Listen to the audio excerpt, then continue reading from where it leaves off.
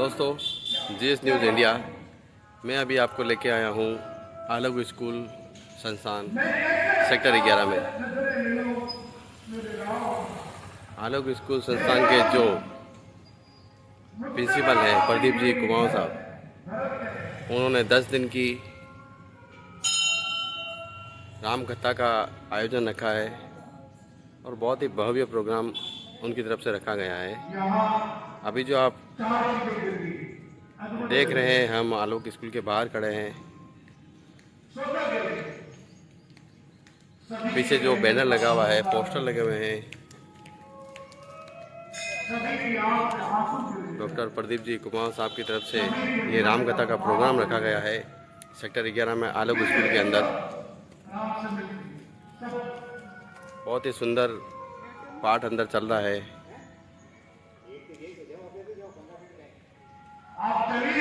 आप पीछे जो वॉइस सुन रहे हैं रामकथा की, ये सारी अंदर रामकथा चल रही है। आप देख सकते हैं सभी एक एक करके रामकथा सुनने के लिए अंदर जा रहे हैं।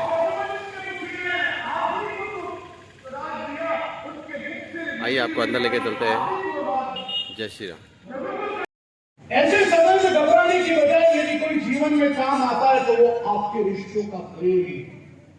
यदि आपसे जीवन में कोई गलती भी हो जाती है ना, तो जिस व्यक्ति से आपका सच्चा प्रेम है वो आपको कभी नहीं छोड़ेगा। अगर कोई बात नहीं, हो गई गलती, लेकिन वो आपको छोड़ के नहीं जाएगा। जो अगर संकट के समय आपको छोड़ के चला गया तो है। भरत सड़कों पर निकल रहे हैं, शत्रुघ्न साथ है, लेकिन कोई उनको भाव नहीं दे रहा है। अयोध्या वीरान ऐसी मरी मरी सी लग रही। कई का भाव बदला नहीं, उसने भरत से मिला। भरत ने कहा कि मां मुझे कुछ ठीक नहीं लग रहा है। तो मां क्या कहती कि ये तो भला हो मंथरा का, क्या कहती तड़प कर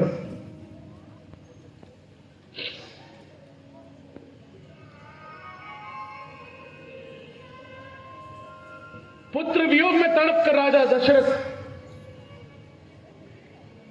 संसार से चले गए।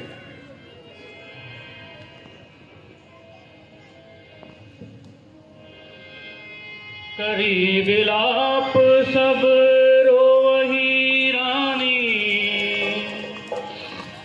करी विलाप सब रोवही रानी,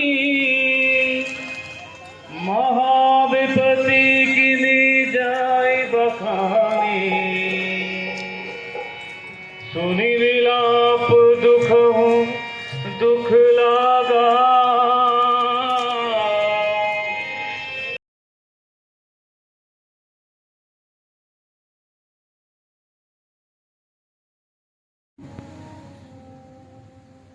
तुम्हारी मां कहीं न कहीं सेविका बनकर काम कर रही होती।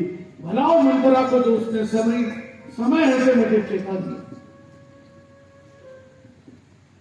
भटका पड़ा भरत को, ऐसा कौन सा सामान पड़ा मान।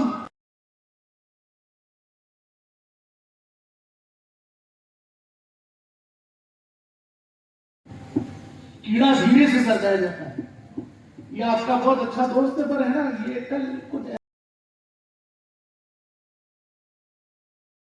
आई है कि कुबड़ी बड़ी सच्चाई लड़ने वाली थी, मगर यह शत्रुघ्न ने आज से ही जो लात लगाई है कि पहली बार इस तेरी वजह से हमारे कुल पर ये कलंक लगा।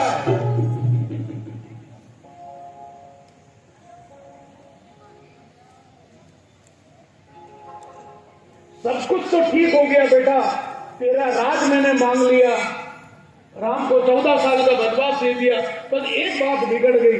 कि क्या बिगड़ गई? कि तेरे पिताजी भी रहे। इतने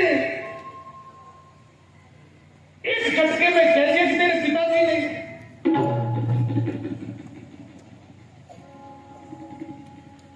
भरत विलाप करके बैठ जाते, मां तूने क्या करना। रघुवंश के गौरव को मिट्टी में मिला कि क्या करते हो।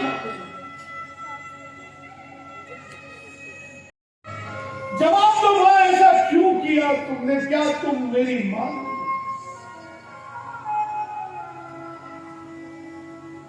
तुम जैसी स्त्री भारत की जननी कैसे हुई? बहुत बड़े शब्दों में बोला, तुम जैसी स्त्री भारत की जननी कैसे हुई? मुझे इतना बड़ा अपयश नहीं।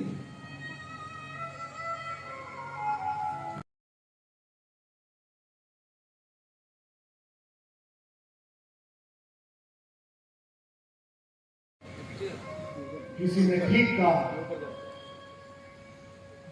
बहुत सुंदर कहा कि देख शिकारी, तेरे कारण एक परिंदा छूट गया। पत्थर का तो कुछ न बिगड़ा, लेकिन दिल का शीशा टूट गया। एक झटके में तोड़ डाला।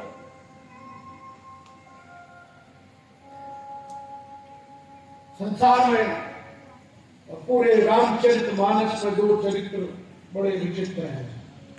पहला चरित्र है मंथरा का, जिसमें एक भी गुण नहीं है, और दूसरा चरित्र है भरत का, जिसमें एक भी दुर्गुण नहीं है। एक भी। लक्ष्मण तो फिर भी क्रोधी। दोनों चरित्र समझने की, एक जिसमें कोई गुण नहीं और एक जिसमें कोई दुर्गुण नहीं। हर एक में कुछ न कुछ कमियां होती है। इंसान भरत भी है, उसमें कोई कमी नहीं।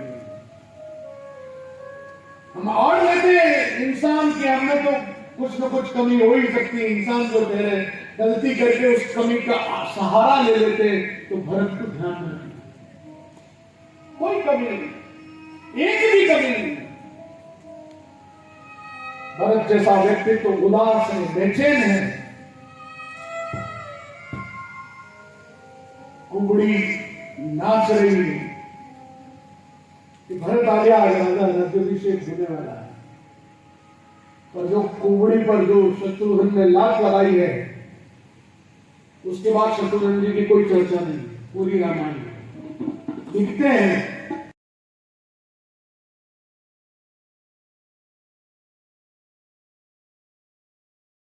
आता है कि बाहर के शत्रु को तो सभी मारते हैं, अपने अंदर के शत्रु को मारे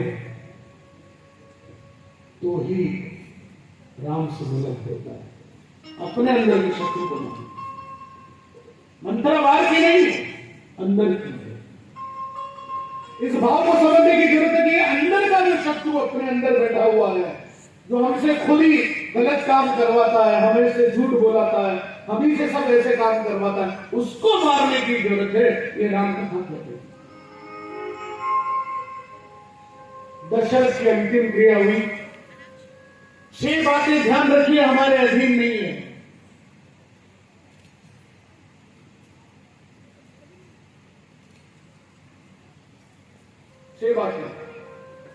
सुंदरदास जी, 6 बातें हमारे अधीन नहीं है। पहला लाभ, दूसरा हानि। लाभ और हानि हमारे हाथ में नहीं। हम कोई भी काम करें, लाभ मिलेगा नहीं मिलेगा ईश्वर के ऊपर है। हानि होगी कि लाभ होगा ईश्वर के ऊपर है। जीवन हम कब पैदा होंगे ये ईश्वर ने पैदा किया, हमारे हाथ में कुछ नहीं। मरण मृत्यु भी नहीं करते यश मिल जाता है, कभी कभी कुछ न करके भी अपयश मिल जाता है। ये 6 चीजें हमारे हाथ में नहीं है। आपकी तकलीफ, आपकी सफलता, आपकी योग्यता आपके लिए घातक हो जाती है, जैसे केकई के लिए घातक हो गई। वो सोच रही मैंने जीवन में बहुत बड़ा प्राप्त कर लिया, मेरे बेटे को राजा बना दिया, उसको ये पता नहीं है कि जीवन में सबसे बड़ा धोखा खा गई। अरे ऐसी स्त्री जिसने अपने पति को ढक लिया, वो स्त्री कैसे जीवन में सफल हो सकती है? सस्ता तो मिली नहीं, उल्टा सुहाग चला गया। बेटे के मन में जो आदर और सम्मान था वो भी चला गया।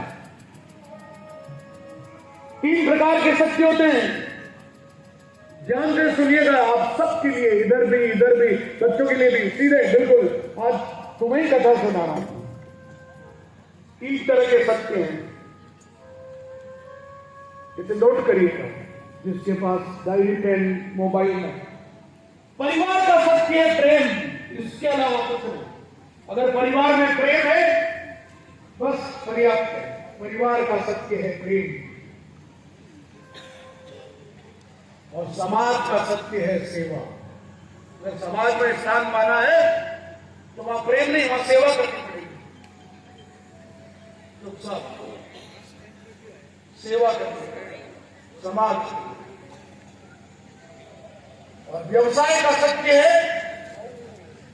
वहां प्रेम नहीं चलेगा व्यवसाय में कि चलो मैं प्रेम दिखाऊं।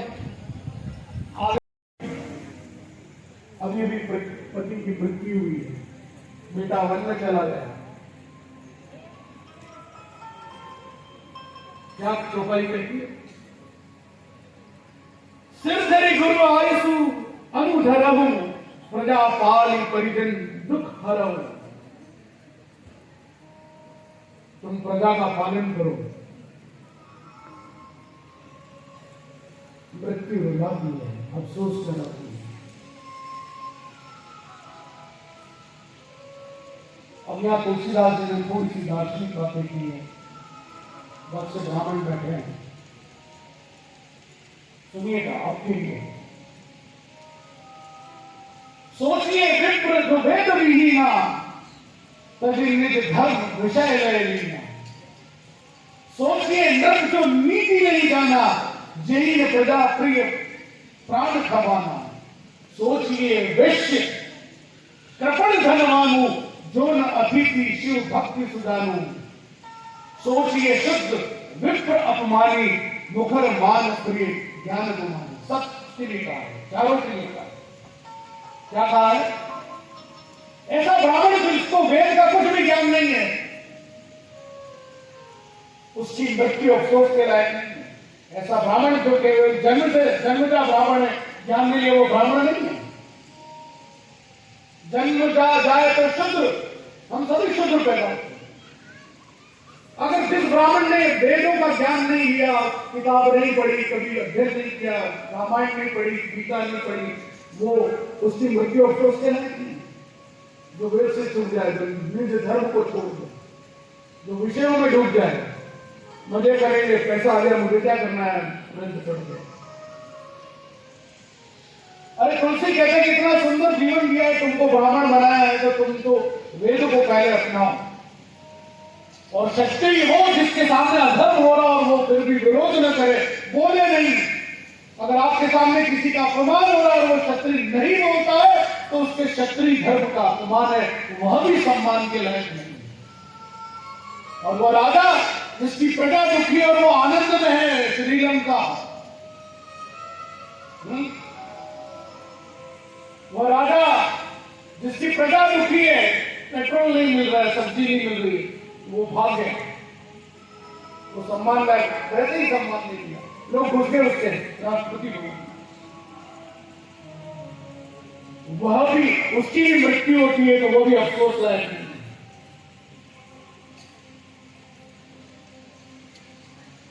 और वो व्यक्ति जो धंधा करता है, व्यवसाय करता है, पैसे कमाता है, लेकिन अपने घर आए हुए मेहमान को कभी कुछ खिलाता पिलाता नहीं, उसका सम्मान नहीं करता है, उसकी भी मृत्यु अफसोस करने लायक नहीं है। अतिथि का सम्मान करिए। ईश्वर की संपत्ति जब ईश्वर ने आपको दी तो लोग मत करिए। शिव का नाम जपो मत जपो, लेकिन शिव के नाम से नफरत तो मत करो। ये राम कथा है। और शूद्र वो संसार में अफसोस के लायक होता है जो ब्राह्मण का अपमान करे।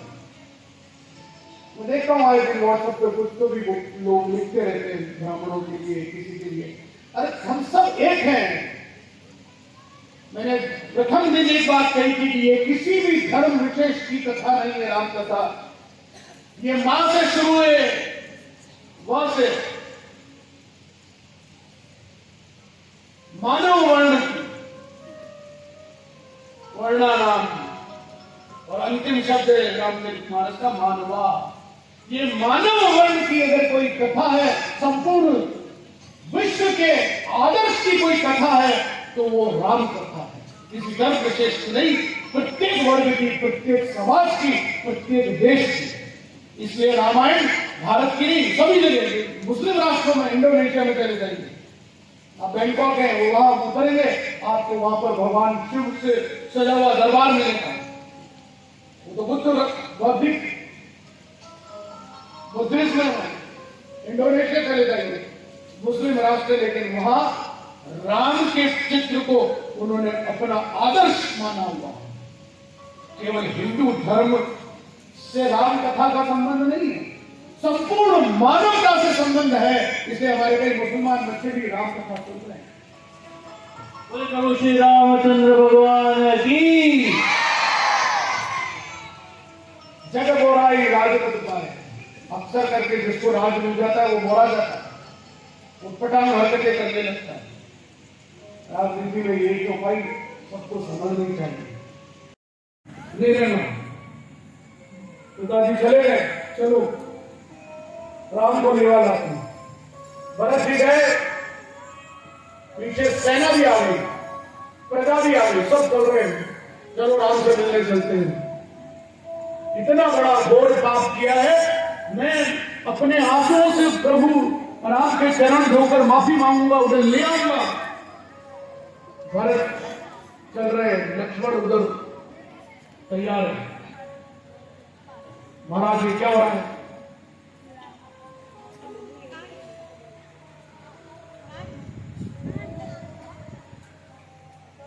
सकल धर्म धुर धरणी धरत की। महाराज देखो तो कौन, ये जरूर भरत है, राजा बन के हम पर आक्रमण करने आया है। लक्ष्मण के सोच ही नेगेटिव, आप जो कहते हैं शेषावतार, हर चीज वो वैसे ही नेगेटिव नहीं। राम ने ठंडा किया, शांति रखो, शांति रखो।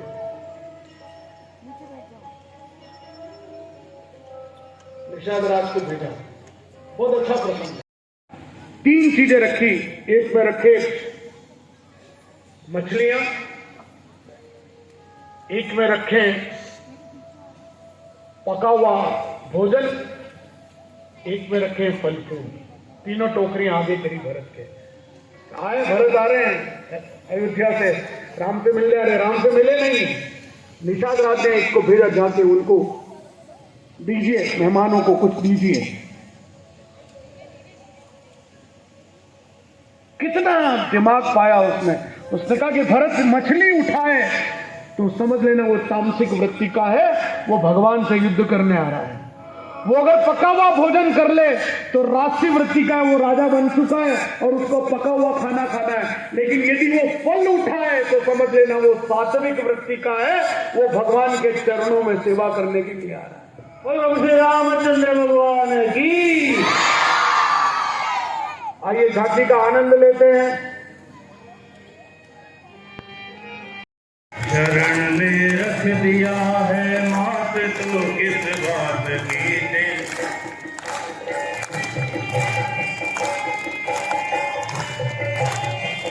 किया करते हो तो दिन रात, क्यों बिन बात की चिंता। दिन बात की चिंता किया करते हो तुम, दिन रात क्यों बिन बात की चिंता।